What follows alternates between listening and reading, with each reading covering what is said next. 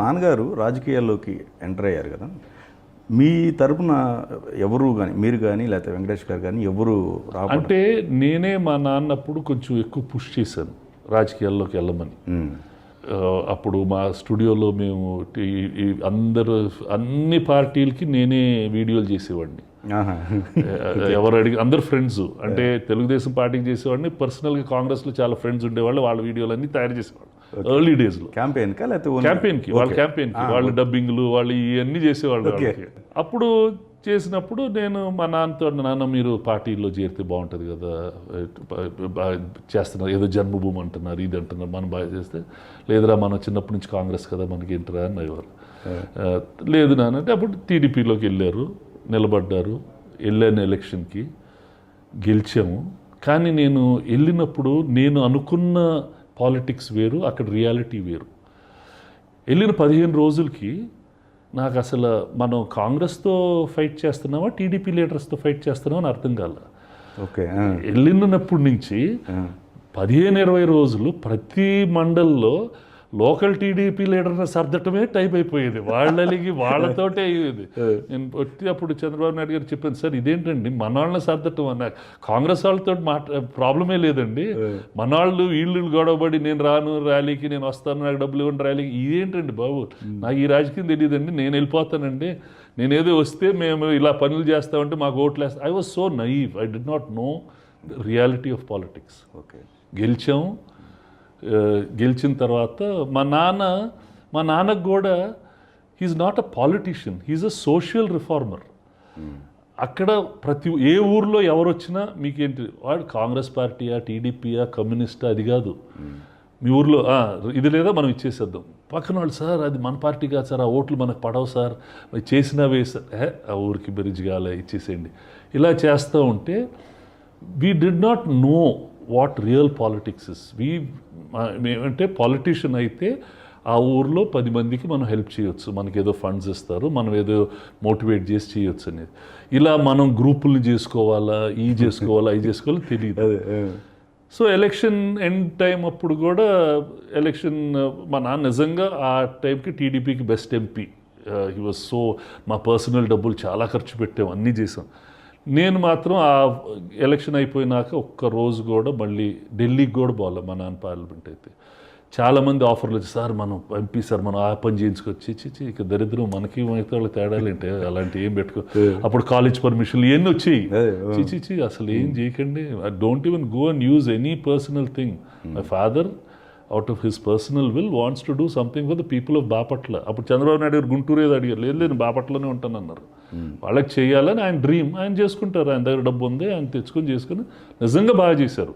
But సోషల్గా బాగా చేశారు. He couldn't hold the party together. Next election వచ్చేటప్పుడు మేము మాట మీద ఉన్న వాళ్ళకే సెలెక్ట్ చేసాం, ఆ క్యాండిడేట్ కొంచెం డల్ అయిపోయాడండి, వాళ్ళ బ్రదర్ బెటర్ అండి అంటే, లేదు పాప అతను మనతో ఉన్నాడుగా అతన్నే పెట్టండి. అందుకని మేము ఎలక్షన్ ఓడిపోయింది కూడా. We did not even know how to choose the right candidates. మా నాన్న గెలిచే ఓడిపోయారు, ఓడిపోయినాక వెళ్ళి మాకు అసలు రాజకీయంతో సంబంధం లేదని చెప్పేసి వచ్చేసాం. That's all. Even now I'm socially committed. I want to see change, I want to see that things improve. ఆ వాంట్ని చేయగలగాలిగా. ఇప్పుడు నా సినిమాల్లోనే ఇప్పుడు మా ఫిల్మ్ ఇండస్ట్రీ ఉంది, నేను వెంకీ మామ తీస్తున్నాను, సినిమా బాగా వచ్చింది, అన్నీ ఓకే. బట్ స్టిల్ చాలా లోపాలు ఫిల్మ్ ఇండస్ట్రీలో ఉన్నాయి, అవి కరెక్ట్ చేయాలని మా intention. We must bring a better process to making films, we must become international. మనం ఎందుకు చాలా ఇండస్ట్రీస్లో India is number 1 world, why can't we become a number 1 film industry of the world? Processes మారిస్తే, systems మారిస్తే జరుగుద్ది, అవి చేయొచ్చు. అలా సొసైటీలో కూడా కొన్ని మంచి జరుగుతున్నాయి, కొన్ని చెడులు జరుగుతున్నాయి. అన్నిటినీ మార్చాలని ఐడియా ఉంటుంది, కానీ మనకు తెలియదు కదా చేయటం. మీరు అన్నట్టు సార్, కౌన్సిల్లో ఒకళ్ళనే కాదు, ఎందుకు కౌన్సిల్లో వర్గ విభేదాలు ఎందుకు ఇవి అంటే, ఇంతకుముందు పెద్దరికంతో నడిచిపోయేది. ఈ కౌన్సిలే కాదు, మీరు ఇండియన్ అసెంబ్లీస్ తీసుకోండి, ఇండియన్ పార్లమెంట్స్ తీసుకోండి, is the same decorum maintained. Lal Bahadur Shastri వాళ్ళు ఉన్నప్పుడు ఉన్న డెకరం ఇప్పుడు మెయింటైన్ అవుతుందా పార్లమెంట్లో? అవటం లేదుగా. Similarly, just like that. The right, everybody wants to express his right. Okay. But the way they are expressing it is wrong. చెప్పినా వినరు. వినరు. నాకు అన్నీ తెలుసు. ఓకే. పార్లమెంట్లో వింటున్నారు ఎవరైనా, అసెంబ్లీలో వింటున్నారు ఎవరైనా, ఇక్కడ వినటానికి అదే ఇట్స్ లైక్ దట్. అంటే నా రైట్ నేను, it's becoming a voting game.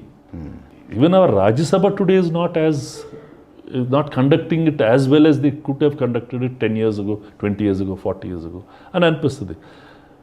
ఇప్పుడు ఏంటంటే ఓటింగ్ పాలిటిక్స్ అయిపోయింది. ఎలక్షన్కి వెళ్ళాలా, నిలబడాలా, చేయాలా, ఇట్స్ నాట్. అందుకనే ఒక 21 ప్రొడ్యూసర్స్ మనం ఇది మరీ రొచ్చురొచ్చుకుంది కాబట్టి, సినిమా తీయనోళ్ళు కూడా అక్కడ ఉంటున్నారు కాబట్టి, మనం సినిమా తీసేవాళ్ళం మాత్రం ఏమన్నా పెట్టుకోవాలని కొత్తగా ఒకటి ఫామ్ చేసుకున్నారు. అది గిల్డ్ అని పెట్టుకున్నారు. దాంట్లో యాక్టివ్ ప్రొడ్యూసర్స్ మాత్రమే. మేము ఆ కౌన్సిల్లోనే ట్రై చేసాం. అంటే ఎవరైనా 3 yearsకి సినిమా తీయకపోతే వాళ్ళు ఎలక్షన్స్కి నిలబడకూడదు. వాళ్ళు మెంబర్గా ఉండొచ్చు, అదేలేండి, but he should not be the decision maker. Okay. We will have an advisory body. కానీ అది ఎప్పుడూ పాస్ కాల ఆ rule. So for them that post is important. And we were not, మా అందరికి కొన్ని సంవత్సరాలు ఓపికలు ఉంటాయి, తర్వాత ఓపికలు పోతాయి, ఎవరి పాటికి వాళ్ళు చేసేసుకుంటారు. సో అందుకని ఈ 21 ప్రొడ్యూసర్స్ గిల్డ్ పెట్టి, ఈ 21 ప్రొడ్యూసర్స్తో పాటు ఇప్పుడు యాక్టివ్గా సినిమాలు తీసే వాళ్ళందరూ వాళ్ళు ఒక కొన్ని రూల్స్ పెట్టుకొని ట్రై చేస్తున్నారు. ఇది కొంచెం స్ట్రెంగ్త్ అయి బెటర్ అయితే will come to a better process. మనకి film chamber, AP film chamber Telugu film ఛాంబర్గా మారింది. మారిన తర్వాత బైఫర్కేట్ అయిన తర్వాత మళ్ళీ తెలంగాణ ఫిలిం ఛాంబర్ కూడా ఎస్టాబ్లిష్ అయింది, కౌన్సిల్ కూడా ఎస్టాబ్లిష్ అయింది. సఖ్యత బాగుందా? వాళ్ళకి మీకు మధ్య అండర్స్టాండింగ్స్ బాగున్నాయా? అంటే there is nothing to do. Okay. AP film chamber of commerce ఉండేది. పాత రోజుల్లోనే Telangana Hyderabad film chamber of commerce అని ఇంకోటి ఉండేది. ఓకే. అవి రెండు ఉండేవి, రెండు recognised by the government. Okay. తర్వాత Telangana film chamber of commerce అని ఒకటి వచ్చింది. I don't know whether it is recognised or not. Okay. ఈ పాత Hyderabad film chamber of commerce which converted, వాళ్ళు ప్రిడామినెంట్గా నైజాంలో ఉండేది హిందీ డిస్ట్రిబ్యూటర్ పనులు ఎక్కువ చూసుకునేవాళ్ళు. ఇది ఆంధ్ర, రాయలసీమ, నైజాంలో తెలుగు సినిమాల పనులు వీళ్ళు చూసుకునేవారు. ఓకే. ఇక్కడ హైదరాబాద్కి వచ్చిన తర్వాత, ఇది ముందు బెజవాడలో ఉండేది. మేము మెడ్రాస్లో ఇండస్ట్రీ ఉన్నప్పుడు మేము హైదరాబాద్కి వచ్చినాము, బెజవాడలో బ్రాంచ్ చేసి ఇక్కడ హెడ్ ఆఫీస్ లాగా చేసాం. కొన్ని రోజులు బాగా నడిపింది, బిల్డింగ్లు కట్టాము, ఇది చేసాం, అది చేసాం, అది అంత చేసాం. తర్వాత ఇప్పుడు ఈ లీడర్షిప్ నేనుంటా ఈ పదవి మీద వీళ్ళైనా ఎప్పుడు, వాళ్ళైనా ఎప్పుడు, సరే మీరే ఉండండి, ఉంటే చెడగొట్టుకోండి, ఇలాంటివన్నీ వదిలేసేసుకొని చేసేయటం. See there'll be some people, good people, lot of good people ఉంటే బెటర్గా జరుగుద్దమ్మా. ఇప్పుడు మూవీ టవర్స్ ఉంది, మొదలు పెట్టాము, తావ పట్టింది, ఏదో రియల్ ఎస్టేట్ పడిపోయి నాట్ కండక్ట్. తర్వాత నేను కొంతమంది మళ్ళీ కలిసి no we finish that project and made a good project out of it. So like that you have to take initiative. These are thankless jobs. అదే అంటే మూవీ టవర్స్ దగ్గర కావచ్చు, లేకపోతే కౌన్సిల్లో కొంతమంది అంటే డబ్బుల విషయంలో అవకతవకలు కూడా, ఇవన్నీ వీటన్నిటి మీద ఒక పెద్దరికంగా చర్చలు తీసుకోవడం ఇవన్నీ ఉండేవి. అంటే ఇంతకుముందు అయితే ఉండేవి, ఇప్పుడు they not so good. Okay. అంటే ఎవ్రీబడి పోతే పని వాళ్ళతో, అంటే మీడియా వచ్చిన తర్వాత లూజ్గా మాట్లాడేసేయటం, ఎవరు పడితే వాళ్ళు ఇంటర్వ్యూలు ఇచ్చేసేయటం, మేము పెట్టుకున్నాం పోకూడదు మీడియాలో, మాట్లాడుకోకూడదు అని చెప్పి, కానీ ఎవరు పడితే వాళ్ళు మాట్లాడేసేయటం, అది కాంట్రవర్సీని రెచ్చగొట్టాలని కొంతమంది మీడియా వాళ్ళు షోలు పెట్టడం. సో వాళ్ళు మాట్లాడుతుంటే మేమెందుకు రావాలని వీళ్ళు ఎవరో అనుకోవటం, ఇలాంటివన్నీ అయిపోయి, సో మనకి ఎందుకు కూడా మనం ఇక్కడికి వచ్చిన సినిమాలు తీసుకునేదాన్ని కదా, మన సినిమా తీసుకుని మన పార్టీ మనం చూసుకుందాం అని కొంతమంది ఉండిపోవటం.